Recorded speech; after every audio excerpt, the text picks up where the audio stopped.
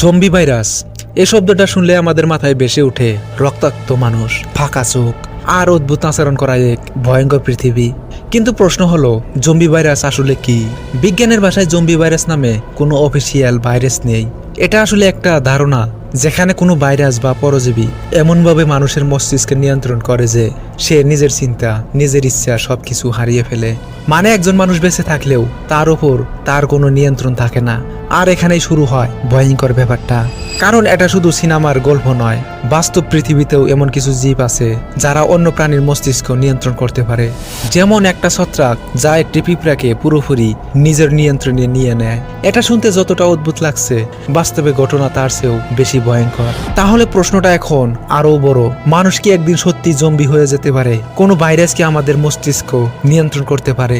চলো আজকের ভিডিওতে আমরা খুঁজে বের করব জম্বি ভাইরাস সত্যি নাকি শুধু কল্পনা। জম্বি শব্দটি হাইতিয়ান লোককাহিনী থেকে এসেছে। এই হাইতিয়ানরা মূলত হাইতি দেশের অধিবাসী। হাইতি ক্যারিবিয়ান সাগরের একটি দেশ যা হিস্পানিওলা দ্বীপের পশ্চিমের 1/3 এলাকা জুড়ে অবস্থিত। সেখানে জম্বি হলো একটি মৃতদেহ যা বিভিন্ন পদ্ধতির মাধ্যমে পুনর্জীবিত করা হয়।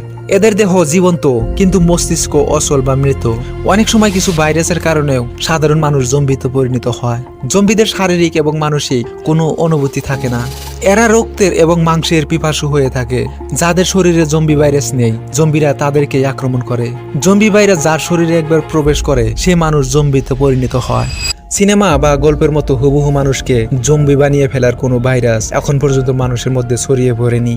তবে বিজ্ঞানীরা সাইবেরিয়ার বরফ পার্মাফ্রস্ট গলে যাওয়ার ফলে প্রায় 50,000 বছর পুরনো সুপ্ত জম্বি ভাইরাস খুঁজে পেয়েছেন, যা মানুষের স্বাস্থ্যের জন্য হুমকি সৃষ্টি করতে পারে বলে সতর্ক করেছেন।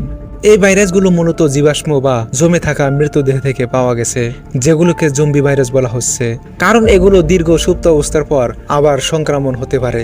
এই ভাইরাসগুলো মূলত এমিবাকে সংক্রমিত করে। তবে গবেষকরা সতর্ক করেছেন যে এই ধরনের প্রাচীন ভাইরাস ভবিষ্যতে মানুষ বা অন্য প্রাণীকে সংক্রমিত করতে পারে, যা নতুন মহামারীর কারণ হতে পারে। জলবায়ু পরিবর্তনের প্রভাব, বিশ্ব উষ্ণায়নের ফলে সাইবেরিয়ার পার্মাফ্রস্ট গলে যাচ্ছে, যার ফলে হাজার হাজার বছর ধরে জমে থাকা ভাইরাস ও ব্যাকটেরিয়া মুক্ত হওয়ার ঝুঁকি বাড়ছে। আদি জম্বি ভাইরাস চিকিৎসা বিজ্ঞানে জলাতঙ্ক ভাইরাসকেই প্রায়শই প্রথম জম্বি ভাইরাস হিসেবে ধরা হয়, কারণ এটি আক্রান্ত প্রাণীর আচরণ পরিবর্তন করে এবং চিকিৎসার অভাবে মৃত্যুর হার প্রায় 100%। এখন পর্যন্ত সিনেমার মতো মৃত মানুষ হেঁটে বেড়াচ্ছে এমন জম্বি ভাইরাস এখনো বাস্তবে হয়নি। কিন্তু প্রাচীনে জমে থাকা ভাইরাস নতুন মহামারীর কারণ হতে পারে বলে বিজ্ঞানীরা সতর্ক করেছেন। গত কয়েক দশকে জম্বি গল্প বা সিনেমার জনপ্রিয়তা অনেক বেড়েছে। তবে এগুলো জম্বি গল্পে তৈরি হওয়ার কারণ আলাদা আলাদা। তাহলে জম্বি ভাইরাস কি সত্যি হতে পারে? সরাসরি উত্তর হবে না, সিনেমার মতো না। কারণ মানুষের মস্তিষ্ক খুব জটিল, পুরো আচরণ নিয়ন্ত্রণ করা খুব কঠিন। এমন ভাইরাস তৈরি হওয়ার অত্যন্ত অসম্ভব, কিন্তু আংশিক সত্যিও সম্ভব। কারণ জম্বি ভাইরাসে থাকে আচরণ পরিবর্তন, আক্রমণাত্মক প্রবণতা, চিন্তার ক্ষমতা কমে যাওয়া। এই জিনিসগুলো ইতিমধ্যে মানুষের সাথে বাস্তবে দেখা গেছে। জম্বি ভাইরাস পুরোপুরি কল্পনা না, আবার পুরোপুরি বাস্তবও না। প্রকৃতি আমাদের দেখিয়েছেন মাইন্ড কন্ট্রোল সম্ভব, কিন্তু মানুষকে পুরো জম্বি বানানো এখন পর্যন্ত অসম্ভব। তবে প্রশ্নটা রয়ে যায়, ভবিষ্যতে কি কিছু বদলাতে পারে?